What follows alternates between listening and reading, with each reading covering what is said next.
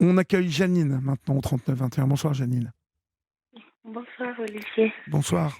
Bonsoir. Bonsoir Alors tout le Janine, monde. on a 13 minutes, mais si on n'a pas assez de temps, on recommencera, on finira cette discussion lundi. Mais Oui, voilà, je vous le dis, que vous ne vous sentiez pas pressé par le temps. D'accord? d'accord, D'où d'accord. d'où- d'où m'appelez-vous Janine?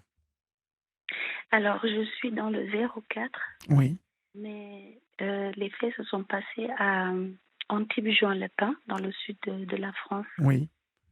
Voilà. Racontez-moi. Là, j'ai Oui, voilà. Là, avec toute cette situation, j'ai dû déménager pour vraiment, voilà quoi, par rapport aux enfants et moi aussi, parce que, voilà, je m'en sortais plus, quoi. Là, ça fait un an que nous sommes à la montagne et ça nous fait du bien. Mhm. Voilà. Mais que s'est-il passé, Janine? En fait, je suis sénégalaise. Je Oui, suis en France depuis 2002 oui. et j'avais rencontré le papa de mon aîné Mhm. qui est français d'origine espagnole. Et voilà, on est resté 3 ans. Il y a eu le petit et c'était très compliqué. Donc, on s'est séparés en 2006 Mhm. et depuis, il n'a jamais accepté la séparation. Et ça faisait 12 ans depuis que je suis partie jusqu'au placement de mon fils. Il n'arrêtait pas de me harceler, de tout faire pour vraiment me faire payer la séparation en fait. Mhm. Mais Vous parlez jusqu'au placement de votre fils. voilà, C'est quoi en ce placement? 2017. 2017. Ah oui, c'est beaucoup plus tard, Oui, ça. Vous vous séparez oui, en 2006 et votre oui. fils est placé en 2017. Pourquoi est-il placé? Parce qu'il y avait un conflit et il y a eu beaucoup d'histoires, donc il est allé voir la protection. Mais il y a eu beaucoup d'histoires avant qu'il a mis en place, mais moi, j'ai pas vu venir tout cela. Oui, Même si je savais qu'il faisait tout pour m'atteindre, mais il ne réussissait pas parce que je passais au-dessus, oui. parce que je voulais avancer, mais il a été patient en fait pour arriver à ses fins. Mm. Votre enfant a été diagnostiqué en plus autiste à 3 ans, je Oui, lis. Donc tout à c'est fait. de cet enfant-là dont on parle. Oui, oui, tout à fait. Vous vous êtes séparé de son papa à ses 22 mois. Oui, La séparation a été compliquée, vous nous dites, mais vous aviez la garde de cet enfant. tout à Euh, fait. et, et- et donc les autres enfants que vous avez ne sont pas de cette personne, Oui, mais lui a continué, il n'a jamais cessé de vous embêter. Votre entourage tout à était fait. tout à fait au courant de ça. Oui, Euh, oui, oui. Comment a-t-il fait pour faire placer votre enfant en fait? Parce que c'est à cause de lui qu'il a été placé. Oui, à cause de ces, Ces ces signalements. signalements et aussi à cause de plein d'autres facteurs qui sont tous tombés en même temps en fait. C'est-à-dire? Voilà. En fait, depuis que l'enfant est petit, il a eu, parce qu'il aime son père, et il en profitait pour lui faire tout ce qu'il voulait en fait. Mhm. Et il s'en vantait même à son entourage. Oui. Il disait, je fais de, bon, je dis pas le prénom, mais il s'appelle Ruben. Je fais de Ruben tout ce que je lui dis, il le fait. Pour lui, c'était une fierté. Et même ses proches, il y avait, comment dire, un ami de lui d'enfance, ça faisait 20 ans qu'ils se connaissaient. Il m'avait même une fois appelé me dire fais attention parce que euh, le papa de ton fils, c'est pas bon comment il lui parle de toi. Donc voilà, c'est pas très bien. Mais bon, malheureusement, quand il y a eu toute cette histoire et j'ai eu besoin de témoignages et tout, que ça soit ses proches, que ça soit les, comment dire, le père, enfin, les professionnels qui étaient au courant ou les médecins qui savaient des choses, personne ne m'a soutenue. Donc, du coup, moi, je suis passée Voilà, c'est moi qui ai tout payé, en fait. C'est tout retombé sur moi. Mhm. Ouais. Et pourquoi, à votre avis, en fait? Parce que vous ne connaissiez pas les lois? Parce que vous ne croyez pas qu'il allait arriver à ses fins? Comment vous expliquez, vous n'avez jamais pensé qu'il arriverait à ses fins? Oui, c'est ça, en fait. Je me disais, je suis la maman de son fils quand même. Oui, Même si quand on s'est séparés, il m'a quand même dit, je vais te rendre folle et l'enfant ira à la DAS. Mais il était vraiment petit. Je oui. me suis dit dans ma tête, mais en fait, il dit Il des dit ça, il est bêtises. en colère, il le fera pas. Voilà, voilà, Oui, oui. voilà. Et en fait, je suis passée partout. À la préfecture, il avait appelé pour essayer de bloquer ma carte de séjour, mais ça n'a pas marché.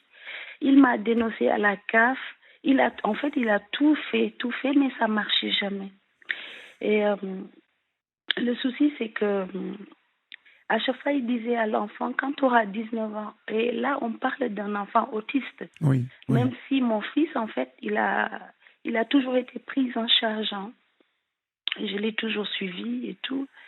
Et excusez-moi, je tremblote même Oui, parce que oui.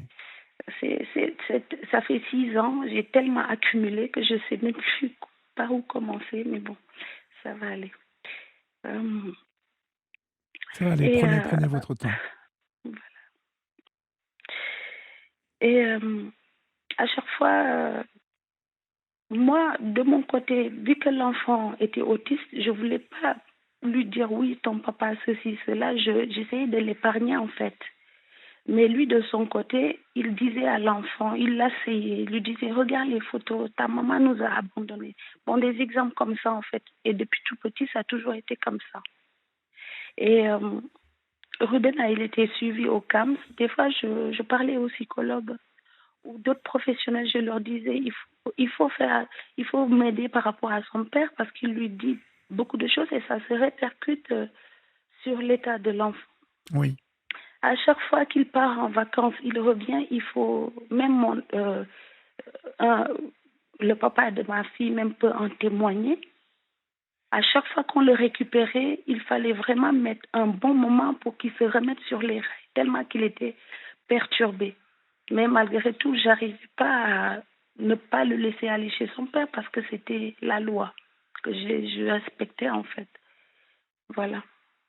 Et ça a continué comme ça, ça a continué comme ça. J'ai essayé de signaler, mais j'ai pas été entendue. Des fois, on me disait même, mais oui, mais il a son père aussi, c'est important. On me disait ça. Voilà. Et ça a continué comme ça. Jusqu'à ce qu'il a mis dans la tête de l'enfant, à 12 ans, tu peux quitter chez ta maman, tu viens avec moi. En sachant que, à un moment donné, quand on s'est séparés, et qu'à un moment donné, il voyait que toutes ces tentatives de me déstabiliser, ça n'a pas marché, il m'avait laissé avec l'enfant, il est parti. Il était parti en Bourgogne à la machine. oui. Et je m'occupais toute seule de l'enfant avec son handicap. J'assumais, je travaillais aussi. Donc vraiment, voilà quoi. Et là, l'enfant allait, je le laissais aller en vacances. Voilà, je faisais avec en fait. Et que je me suis dit, bon, de toute façon, personne ne me croira. D'autant plus que quand je vivais avec lui, les 3 ans que j'ai vécu avec lui, c'était vraiment des choses que je ne peux même pas raconter parce que je me dis, de toute façon, personne ne va me croire. Voilà. Donc, du coup, je laissais tomber. Oui, Et là, pour l'histoire de ces 12 ans, il a vraiment mis dans la tête de l'enfant qu'à 12 ans, il devait venir habiter avec lui. Donc, et l'enfant faisait des crises. Même à l'école, il faisait des crises. Il disait, oui, je veux aller chez mon papa. À chaque fois. Et eux, ils disaient, ah, mais il aime trop son père. Mais moi, en fait, c'est pas question qu'il aime son père. C'est c'est plutôt bien qu'il le, aime son père en plus. oui, mais c'est C'est l'influence. l'influence. Oui, Voilà, c'est ça. Moi, je voyais ça, mais eux, ils voyaient, ah, mais il s'attache à son père, faut le laisser. S'il veut y aller, il faut le laisser. Et moi, je savais à qui j'avais affaire. Et à un moment donné, j'ai craqué, je l'ai laissé. Je l'ai laissé partir à la machine. Il n'est même pas resté là-bas 6 mois. C'est sa propre sœur, sa grande sœur qui m'a appelée, qui m'a dit si tu aimes ton fils, va le chercher. Pourquoi? Ça se passait mal? Oui, ça s'est passé mal parce que de toute façon, voilà, comme je vous dis, je savais, mais en même temps, c'est quelqu'un, mieux vaut ne pas lui chercher des noises parce qu'il a tout son temps pour te faire des problèmes en fait. Oui, oui. Et Il plus je obsède. l'évitais, mieux c'était. Voilà. Et en plus de l'avertissement de sa grande sœur, il y avait l'école de la machine, l'école primaire de la machine. J'ai toujours leurs lettres qui m'ont écrites. Ils ont essayé de m'appeler. Ils ne m'ont pas eu au téléphone. Ils m'ont écrit, ils m'ont dit qu'il y a eu des informations préoccupantes. C'est comme ça qu'ils l'ont marqué. Et lui, il commençait à avoir les services sociaux qui allaient l'embêter et tout. Ils m'ont dit, il faut que vous repreniez votre fils. Moi, du coup, j'ai dit, ok, ça commence à trop faire. Je lui en ai parlé, il voulait rien savoir. Et l'école de la machine m'ont aidé pour le retour de Ruben. D'accord. Voilà. Et là, Donc, il m'en a vraiment... le retour de Ruben Oui. était autorisé Oui. par les services sociaux. En tout cas, je ne sais pas j'étais pas au courant de quelle démarche les services sociaux de la machine avaient par rapport à lui, mais je savais que l'école, la directrice m'a dit qu'il fallait que je récupère mon fils. D'accord. Alors vous savez quoi, pas. Janine, Oui. On continuera cette discussion lundi, parce qu'elle n'est pas finie, pour que celles et ceux qui écoutent comprennent bien le fond du problème. On reprendra cette discussion lundi et Florian va vous rappeler lundi. D'accord ? D'accord. Comme ça, on pourra conclure et savoir comment... d'abord connaître la suite de votre histoire et puis savoir un petit peu s'il y a des solutions à la période que vous traversez. D'accord ? D'accord. Donc passez un bon week-end, Janine, et je vous dis à lundi. D'accord ? Merci, à vous aussi. Au revoir, Janine. Au revoir. Merci, au revoir. Chers amis, c'est la fin de votre libre antenne.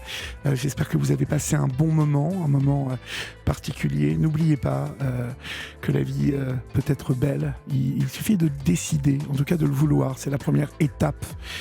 Et que ce ne sont pas... Aujourd'hui, j'ai eu... Une excellente rencontre avec Julia Vignali, que vous écoutez tous les après-midi sur cette antenne, et qui a cette semaine fait une émission avec la question est-ce que ce sont toujours les méchants qui gagnent à la fin ? Et je vous dis souvent que ce ne sont pas toujours les gentils qui gagnent à la fin. Et finalement, Julia m'a dit une chose très juste. Elle m'a dit mais si, finalement, les gentils gagne dès le début, parce que quand on est gentil, on a gagné beaucoup de choses. À réfléchir, à philosopher, à passer un bon week-end. Prenez soin de vous, profitez de la vie, profitez des vôtres. N'oubliez pas qu'ici sur Europe 1 on vous aime et que ça continue tout le week-end et que à partir de demain soir vous serez dans les mains de l'excellent Yann Moix. N'oubliez pas de profiter. On vous embrasse. À lundi. Salut. À lundi.